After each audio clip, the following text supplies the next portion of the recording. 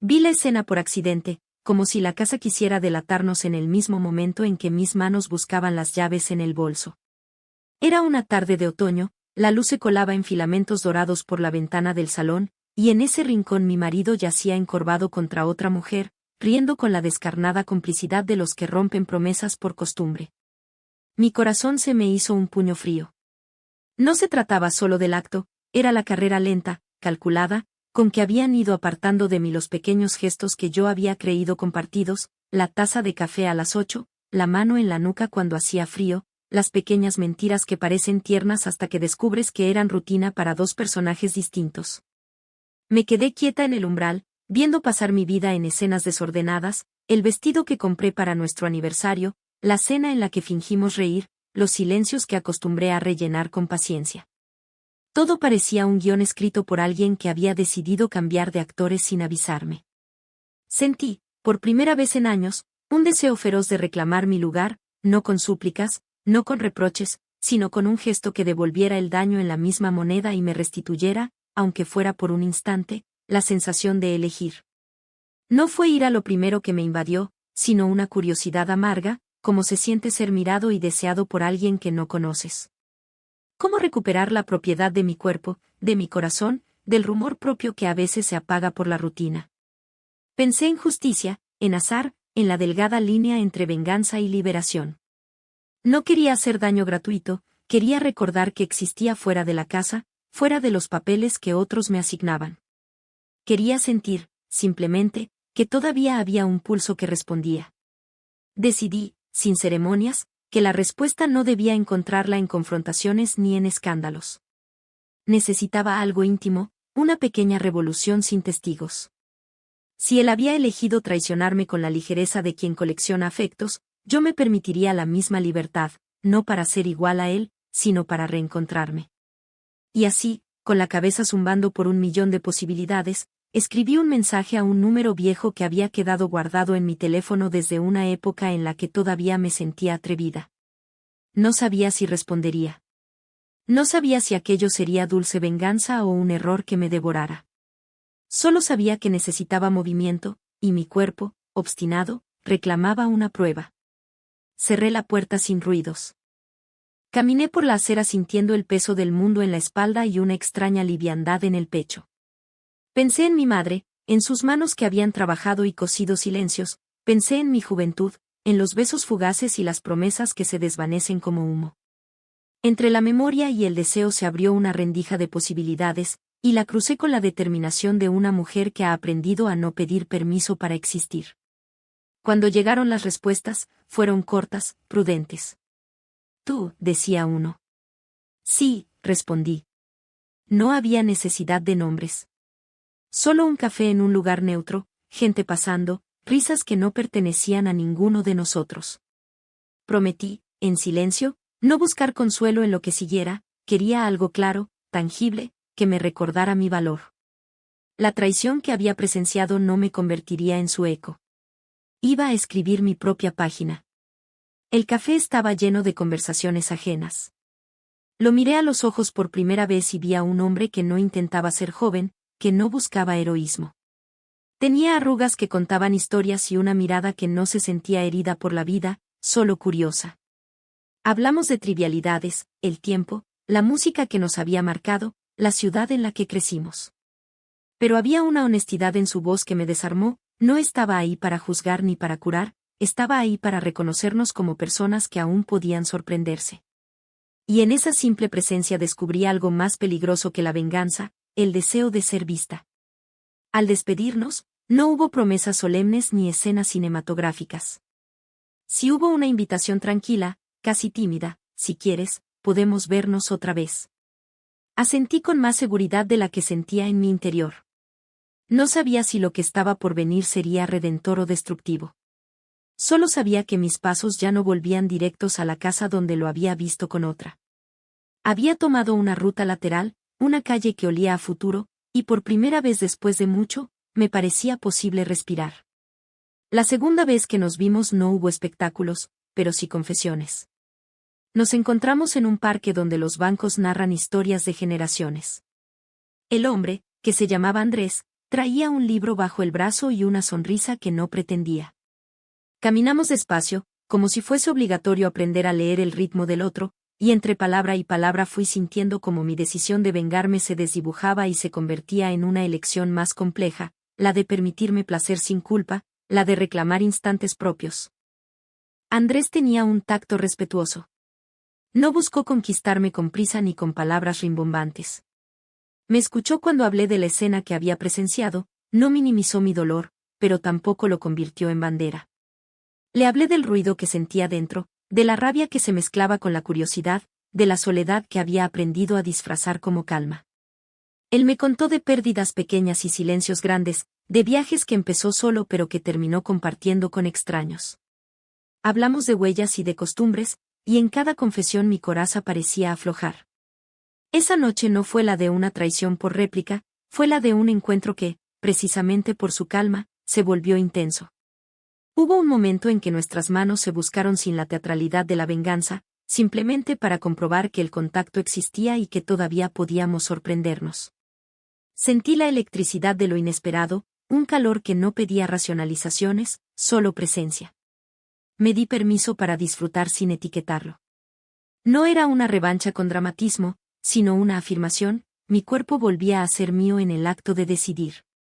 No voy a describir con lujo de detalles lo que siguió, porque la belleza de lo vivido reside en cómo me atravesó, no en la forma exacta de cada gesto. Puedo decir, sin circunloquios, que fue pleno, que hubo risas entrecortadas y silencios cómodos, que el mundo fuera se desdibujó durante unas horas. Cuando terminó, nos miramos con la honestidad de quienes saben que han compartido algo sincero, no hubo promesas eternas, solo acuerdos tácitos, cuidar, no herir, no alardear. Yo salí de esa casa con la ropa y la piel impregnadas de una nueva certeza, mi vida no tenía que estar a merced de la traición ajena. Al volver a la mía, la casa olía igual, los cuadros seguían colgados, y el hombre que me había traicionado dormía con la despreocupación de quien cree que el mundo puede seguir como antes.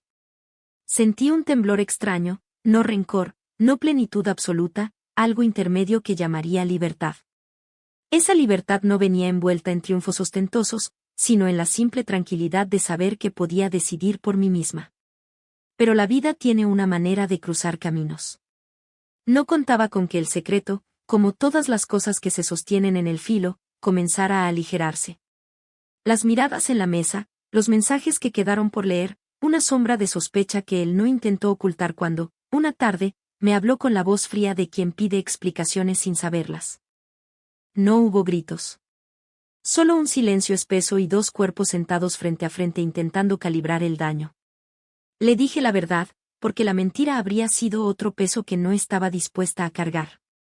Le narré mi dolor y mi elección, y en sus ojos vi la mezcla de culpa y sorpresa de quien se siente desenmascarado.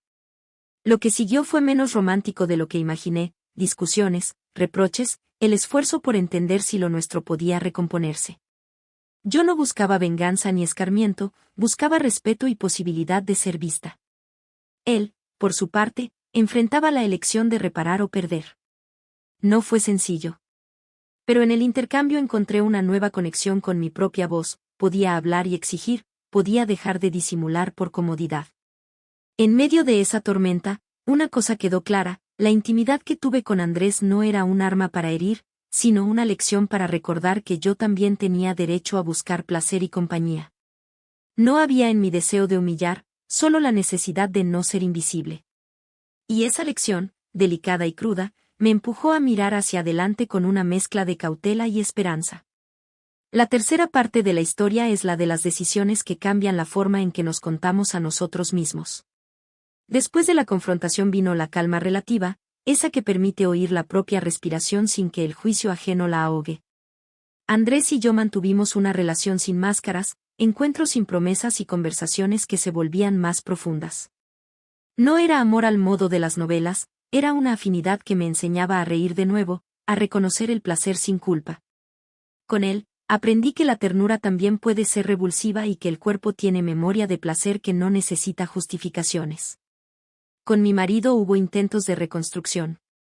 Fue un proceso áspero, terapia, conversaciones interrumpidas por la incredulidad, la penosa tarea de volver a creer. Algunas noches me encontraba sola en la cama, pensando en el origen de nuestras decisiones, en lo fácil que nos resulta herir cuando olvidamos la dimensión humana del otro. Él, por su parte, parecía alternar entre remordimiento y enojo, como si la culpa fuera un animal que cambia de forma según el viento. Yo me aseguré de que mis acciones no fueran moneda de cambio, no quería manipular su arrepentimiento. Quería claridad, y si el precio era alejarnos, así sería. En este tramo comprendí que la venganza había sido solo un prerequisito para algo más alto, recobrar la conciencia de mi autonomía. No se trataba de castigar, sino de recordar que mi deseo tenía valor. Fue doloroso, sí, pero también necesario. Me sentí más completa, no porque hubiera conseguido hacer sufrir a quien me lastimó, sino porque había tenido la audacia de elegir mi propio camino. Sin embargo, la historia no es lineal ni justa. Sufrí dudas, noches en vela, conversaciones que reabrían heridas. Hubo momentos en que pensé que todo había sido un error, en que la culpa me abrumaba y deseaba volver a la comodidad, aunque fuera fría. Pero entonces recordaba la escena de la ventana, no para alimentar el resentimiento, sino para no olvidar porque había decidido actuar. No había gloria en mi elección, solo la verdad de una mujer que exigía ser tratada con dignidad. En este punto, el público al que me dirijo, gente de más de 60, podrá reconocer la complejidad de los afectos tardíos, los resentimientos que persisten, las segundas oportunidades que se parecen a trampas, la libertad que cuesta reconocer. Les diré algo con la honestidad de quien habla desde la experiencia: la vida no se arregla con gestos de triunfo ni con venganzas perfectas. Se transforma cuando nos permitimos admitir que merecemos placer y respeto, y que la rectitud no siempre es sinónimo de felicidad. Terminada la calma inicial, vino la decisión final: irme o quedarme. No fue un impulso. Fue una contemplación pausada de lo que quería para el resto de mis días, un matrimonio fundado en la mentira o una vida donde pudiera volver a confiar en mí misma.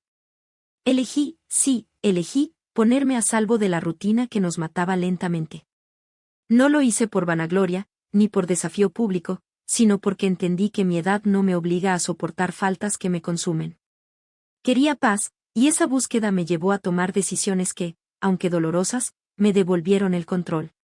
Antes de partir, hablé con mi marido una vez más. No hubo espectáculo final, solo palabras bien puestas, como quien cierra un capítulo con respeto. Le agradecí los años compartidos y le dije que esperaba que encontrara su camino sin tropezar de nuevo con las mismas piedras. No lo hice para ser magnánima, lo hice porque así quería que terminara mi historia, con dignidad, no con odio. Final. La última escena la viví en una mañana clara, con la sensación de que algo dentro de mí se cerraba y, a la vez, se abría. No puedo prometer que fue un final perfecto. La vida rara vez lo es. Lo que sí puedo decir, con la tranquilidad que me da la distancia, es que la elección de buscar placer fuera de la traición fue un acto de supervivencia emocional. No me vengué para lastimar, me reencontré para no desaparecer. Andrés y yo nos despedimos con cariño, sin etiquetas, como dos viajeros que comparten un tramo de camino. Con mi marido, la relación se transformó en otra cosa, una historia cerrada, con capítulos que quizá algún día recordemos sin dolor. Yo me quedé con la certeza de que la edad no es cárcel ni perdón automático, es, si sabemos aprovecharla, la última oportunidad para ser honestos con nosotros mismos. Si hay una lección que quisiera que el lector de 60 y tantos años lleve consigo, es esta: nunca permitas que la traición apague tu derecho al placer, a la dignidad, a decidir. La venganza que importa no es la que humilla al otro, sino la que te devuelve a ti misma. Y si alguna vez te ves en el umbral, temblando entre el miedo y la posibilidad, recuerda que tienes la fuerza para cruzar y escribir tu propia historia. Hoy miro atrás y no me reconozco del todo, pero me gusto más. Ya no soy la mujer que temía perderlo todo si dejaba de callar. No busqué venganza, aunque así empezó, busqué sentirme viva, y lo logré. Aprendí que el amor no siempre se rescata, pero la dignidad sí puede renacer de las ruinas. Andrés fue un capítulo breve, pero luminoso. No vino a salvarme, me recordó que aún podía salvarme sola. Mi marido quedó atrás, con sus silencios y sus culpas. Yo me quedé con la paz de haber elegido mi verdad. Hoy camino despacio, sin rencor, con una sonrisa que ya no necesita esconderse. Y si alguna vez me preguntan si valió la pena, diré que sí, porque me encontré a mí misma cuando pensé que todo estaba perdido.